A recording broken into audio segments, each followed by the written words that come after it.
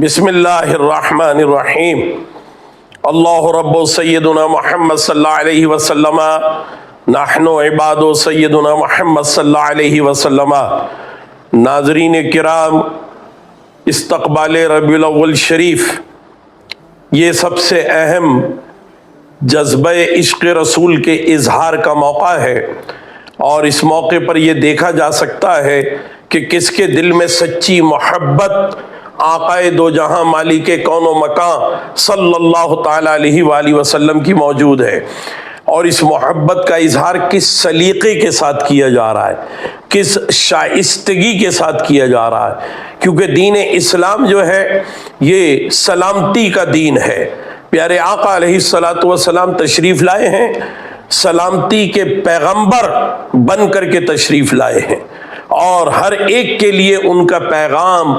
جو کہ راحت کا پیغام ہے، امن، سکون اور سلامتی کا پیغام ہے۔ تو آقائے دو جہاں علیہ الصلوۃ والسلام کے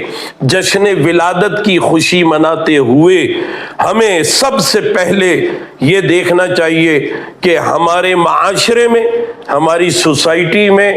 کوئی بدحال تو نہیں ہے، کوئی مفلس ایسا تو نہیں ہے کہ جو آج بھوکا سو رہا ہو اور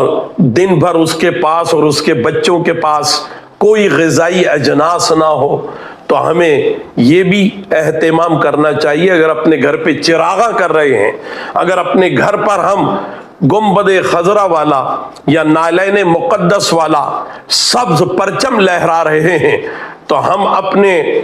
جو پڑوس میں، اپنے محلے میں غریبوں کو، محتاجوں کو، مسکینوں کو، بھوکوں کو، ان کو بھی ہم کھانا کھلانے کا اہتمام کر رہے ہیں یا نہیں کر رہے؟ اگر کسی کے پاس لباس مکمل نہیں ہے تو ہم اس کو ملبوسات بھی فراہم کریں۔ یقین رکھیے، آپ کسی کو پیٹ بھر کر کھلا دیں گے تو بھی آپ کا ثواب ڈبل ہو جائے گا، بڑھ جائے گا، چراغاں سے بھی بڑھ کر کے وہ ثواب ملے گا۔ اور اگر آپ کسی بے لباس کو لباس دے دیں گے، کسی ننگے پیر چلنے والے بچے کو اس کے اسکول جانے کے لیے جوتا دلوا دیں گے، یہ زیادہ اجر و ثواب کا باعث ہوگا۔ اور پھر آپ اپنی مساجد پر بھی روشنی کیجئے، گھر پر بھی روشنی کیجئے، اپنے دسترخوان کو وسیع اور کشادہ کر دیجئے کہ اللہ سبحانہ و تعالیٰ عز و جل نے حکم فرمایا ہے کہ قل بفضل اللہ وبرحمتہ فبذلک فلیفرحوا هو خیر مما یجمعون۔ اے محبوب صلی اللہ تعالیٰ علیہ وسلم،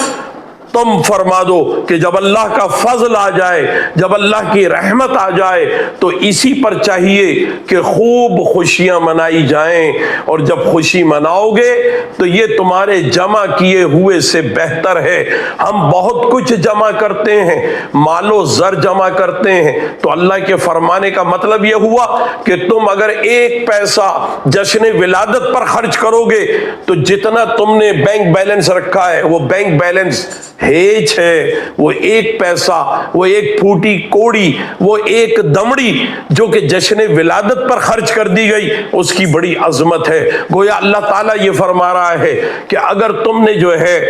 میرے محبوب کی تشریف آوری پر چراغاں کیا تو تم جو گھروں میں بڑے بڑے فانوس رکھتے ہو وہ فانوس ہیچ ہیں، اس ایک موم بتی کے مقابلے میں جو ایک موم بتی محبت رسول کے ساتھ جلا دی گئی ہو۔ اللہ تعالیٰ فرما رہا ہے کہ تم بڑے بڑے یعنی اپنے لوگوں کے ساتھ بیٹھ کر کے دسترخوان سجاتے ہو، خوب کھانے پینے کا اہتمام کرتے ہو، تو یہ تمام اہتمام تمہارا ہیچ ہے اس زمین کے ایک ٹکڑے کے مقابلے میں کہ جس پر جو ہے چند لوگوں کو بلا کر اور محض کالے بھنے ہوئے چنے کھلا کر محفل میلاد کو سجا لیا گیا ہو۔ تو اللہ تعالیٰ فرماتا ہے فَبِذَلِكَ فَلْيَفْرَحُوا هُوَ خَيْرٌ مِّمَّا يَجْمَعُونَ، کہ بس اسی پر چاہیے کہ خوشیاں منائیں، اور یہ خوشی منانا تمام جمع کیے ہوئے سے بہتر ہے۔ ہم جو کچھ بھی جمع کرتے ہیں وہ ہیچ ہے، اور جو کچھ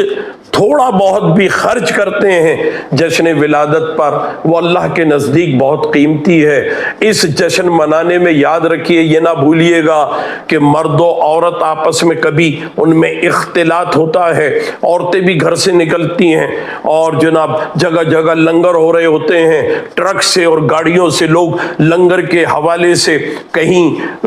بریانی بانٹی جا رہی ہے پھینک کر دیتے ہیں، کہیں جوس کا ڈبہ پھینک کر دیتے ہیں، کہیں بسکٹ کے ڈبے پھینک رہے ہوتے ہیں، اور اس طرح پیروں میں آتا ہے لنگر۔ یہ طوفان بدتمیزی یہ قطعی طور پر جائز نہیں ہے، شریعت نے اس کو منع کیا ہے، لہذا کوئی ایسا عمل نہیں کیجئے۔ تمام دنیا سنیت سے، تمام عاشقان رسول سے میری التجا ہے، میری عرض ہاتھ جوڑ کر میں سب کی منتی کرتا ہوں کہ خدا کے واسطے پیارے آقا علیہ السلام کی تشریف آوری کا جشن مناتے ہوئے کبھی کوئی غیر شرعی عمل نہیں کیجیے گا۔ کھانے کی بے حرمتی نہ ہو، روٹی کی ناقدری نہ ہو، کیونکہ روٹی اگر کسی قوم سے ناراض ہو جاتی ہے تو پھر اس قوم میں لوٹ کر کے نہیں آتی، لوگ پریشان ہو جاتے ہیں۔ اس کی مثالیں دنیا بھر میں موجود ہیں۔ اس کی مثال میں افریقہ کا ملک تنزانیہ اور زمبابوے دیکھ لیجئے کہ وہاں کسی زمانے میں بڑی دولت تھی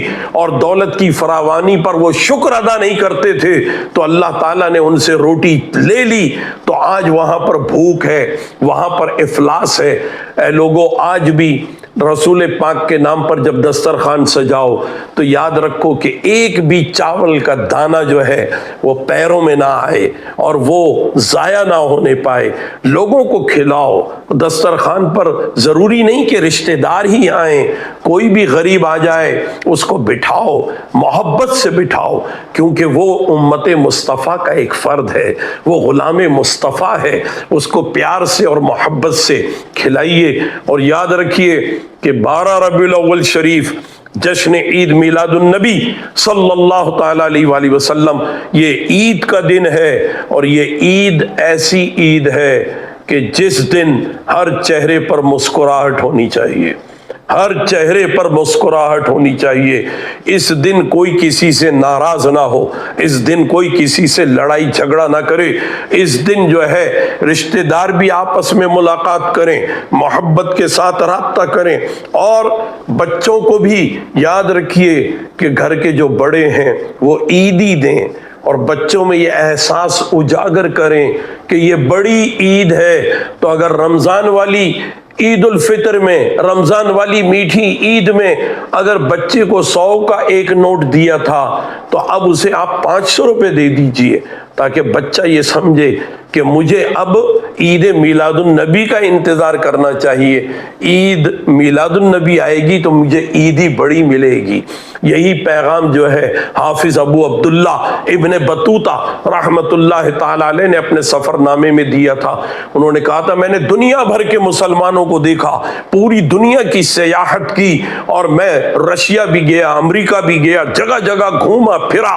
ہر جگہ میں نے جا کر کے دیکھا، ٹھنڈے علاقے میں، گرم علاقے میں، جہاں کہیں کلمہ پڑھنے والے نظر آئے، جہاں کہیں فرزندان توحید نظر آئے، تو وہ سال میں 2 مہینوں کا انتظار کرتے ہیں۔ ایک مہینہ ہے ربیع الاول شریف اور دوسرا مہینہ ہے رمضان المبارک، جس کا انتظار کیا جاتا ہے۔ تو بڑی انتظار کے بعد سال میں آنے والا یہ عید میلاد النبی کا مہینہ، اس کی قدر کیجئے، خوشیاں منائیے، بہت خوشیاں منائیے، خوب نعرے لگائیے، لبیک یا رسول اللہ کے نعرے لگائیے، تاجدار ختم نبوت کے نعرے لگائیے، محبت کے ساتھ یا رسول اللہ کے نعرے لگائیے، تکبیر کے نعرے، نعرے تکبیر اللہ اکبر بھی بلند کیجئے۔ لیکن یاد رکھیے کہ آپ جو بھی اہتمام کریں اس سے کسی دوسرے اپنے مسلمان بھائی کو کوئی تکلیف نہ ہو۔ وآخر دعوانا الحمدللہ رب العالمین۔